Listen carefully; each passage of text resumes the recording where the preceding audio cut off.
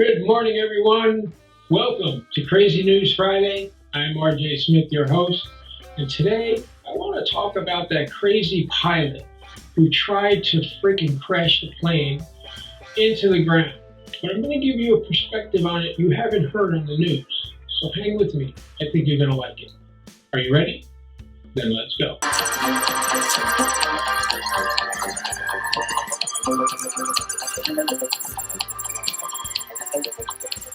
There was a story of the Alaska Airlines or Horizon Airlines captain who was in the jump seat getting a free ride to the next destination where he worked from.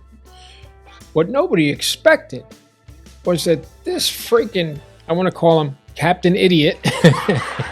I mean, this guy, I don't even know what to say. There's so much to cover on this. I just don't even know where to start. But let me tell you this. This guy was not on mushrooms and alcohol at the time he decided to crash a plane with 83 souls on board. And I'm going to prove it to you. Here we go.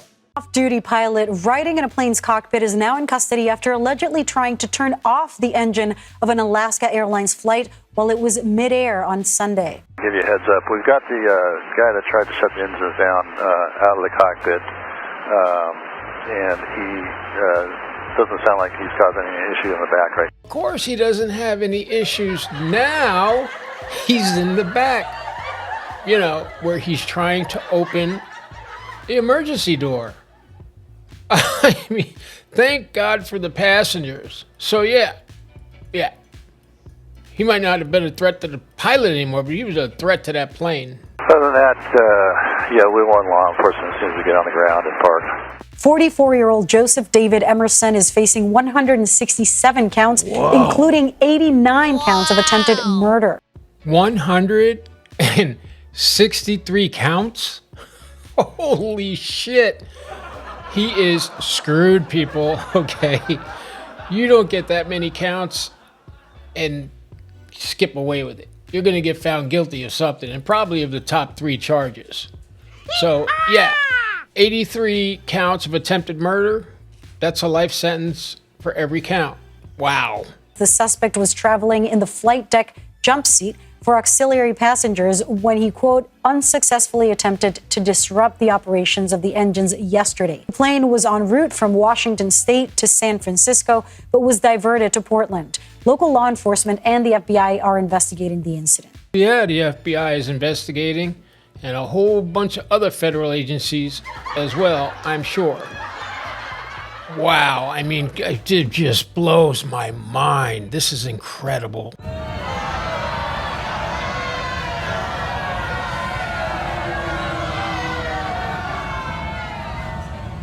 That guy walking off the plane, I'm surprised they didn't break out in applause. Woo! Good job, Mr. Policeman. Woo-hoo-hoo! Why didn't everybody cheer? I would have. He looked dead in the eyes almost, and the flight attendant got back on and told us he had a mental breakdown. Look, my favorite part here is right here when he's in court. You can't get any better than this. Look at him, he's near tears. But the scene outside that plane must have been absolutely horrendous. And as for battling depression, I'm sorry, but that's not going to save your ass. Because you weren't depressed. You weren't depressed at all. You wanted to kill people. That's what that was about. Very simple. Now, guys, I don't know, guys. Maybe it's just me. I don't know. Can't really tell. But maybe, perhaps, off-duty pilots don't get to sit in a cockpit. I'm just putting it out there. I mean, I'm just putting it out there, guys. Maybe that's the ticket. I don't know. A lawyer for an Alaska Airlines pilot accused of trying to crash a flight by cutting the engines put out a statement today saying the off-duty pilot was not under the influence of any intoxicants when he boarded the plane Sunday night. What? He was not under the influence. Whoa, that is a bombshell, and that is a guilty verdict on every count. Because let me tell you something, they're going to be lining people up, the government, to come and testify that he did not display any of the effects of mushrooms. And you know, I don't mind admitting, when I was a young teenager, I tried mushrooms. You know, it was fun when you were a kid.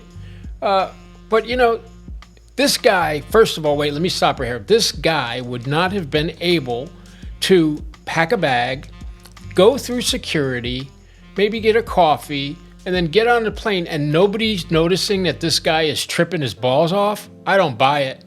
I don't buy it. I've been on mushrooms and I can tell you, going through security on mushrooms, ain't no way in hell that's gonna happen.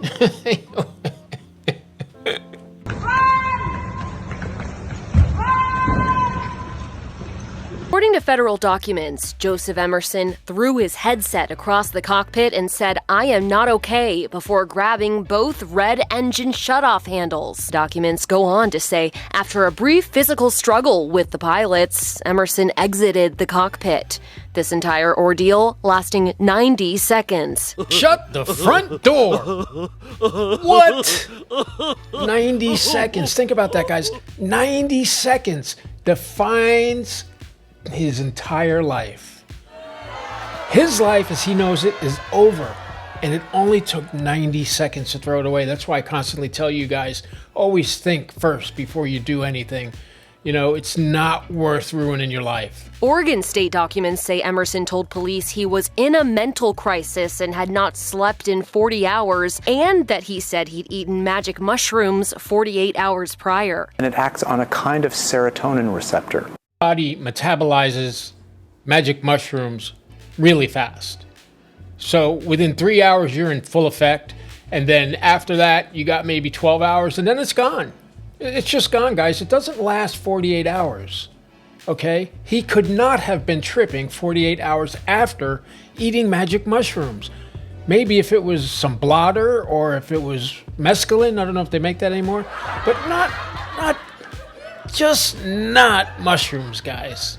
Trust me. You may recall suspect James Kelly in the Beyond Wonderland shooting at the Gorge earlier this year also said that he'd taken mushrooms. As Kelly's hallucination trip got going, he began to believe that the world was ending, according to court documents. Prosecutors say he proceeded to shoot 4 people, killing 2. So I set out to learn, how exactly can mushrooms affect a person's behaviors? You know, I'm not trying to, be smart or anything, but the truth is, it does not make you get a gun and kill people. Mushrooms do not do that. They just don't do that, folks. It gives you colors and maybe you might have a spiritual experience, but it's all in the brain. Nobody says, "Oh, I'm on mushrooms. The world's ending. I gotta kill people." It does. No, sorry. But can it make you violent? You can still have scary experiences. You can have really sad experiences. A bad trip is possible, but those tend to be in the minority. The professor of medicine at UW says violence is not part of the picture. In the big studies that have been done. This guy is screwed because mushrooms don't cause violence. There's been so many studies on it. This guy's right. That's not going to be a defense for him. He's going bye-bye to the big house. It's demonstrated so far great effects in helping to treat refractory depression. So how long can you feel the effects of magic mushrooms? Researchers say the majority of the compounds are released in your body in the first 3 hours after eating them.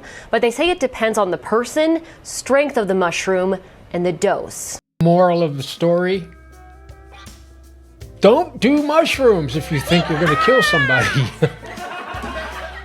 Look, I think I've laid out a pretty good case and pretty good report here for you guys to really understand what they are. I mean, mushrooms is very simple. It gives you a small trip. Sometimes you get a very good trip, but most of the time, you are not going to get a severe trip from mushrooms unless you take a whole bunch of them. So, thanks for coming by today and watching till the end. You know I love that. Please like, subscribe, and go ahead and turn the notifications on so that you can get more great content just like this.